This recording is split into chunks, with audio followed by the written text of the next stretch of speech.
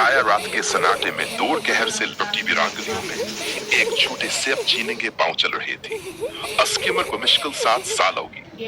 इसके हाथ में एक टूटा हुआ खिलौना था जिसके साथ वो बातें करती जाती थी। उसका नाम मनोवर था।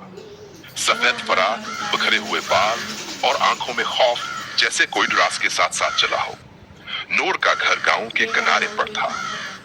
इसके वालिदैन अक्सर खेतों पर काम के लिए जाते और नूर घर में अकेली रहती।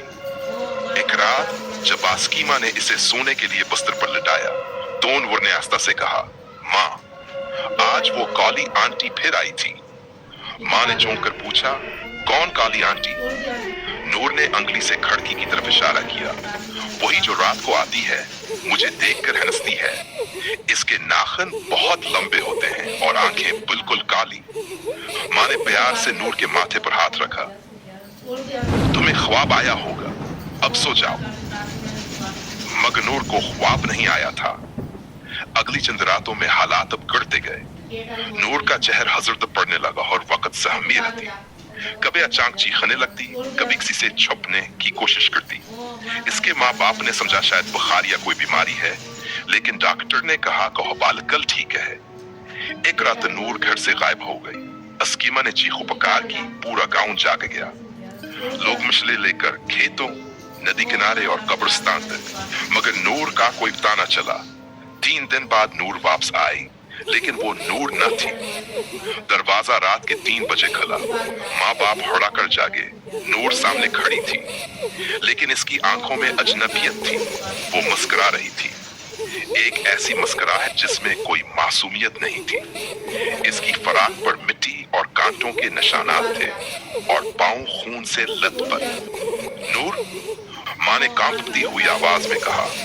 नूर ने आहिस्ता से कहा, मैं तो नूर हूं, लेकिन अब अकेली नहीं आई। इसी लम्हे खिड़की के पीछे से सा कुछ हिलता दिखाई दिया। एक लंबा, दबला और अजीब सा वजूद, जैसे अंधेरे में धंध बनकर छुपा हो।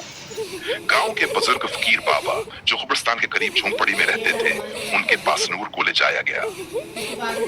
उन्होंने नूर को गौर से देखा और आयताल कर सी पढ़ना शुरू की। नूर का चेहरा गड़ने लगा।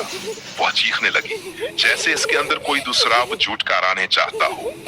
फकीर बाबा ने सबको बाहर निकाला और दरवाजा बंद कर लिया। अंदर से चीखें, गड़गड़ाहट और धमाकों की 10 आवाजें आती रहीं। फिर अचानक खामोशी छा गई। दरवाजा खुला।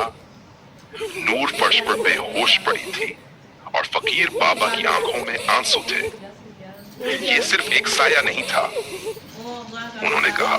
यह कब्रिस्तान के एक पुराने जिन का कब्जा था। बहुत साल पहले एक बच्ची की मौत यहाँ हुई थी। वही खिलौना इस बच्ची का था जो नूर को मिला था। इस जिन ने नूर को इस खिलौने के जरिए बुला लिया। लोगों ने वो खिलौना जला दिया।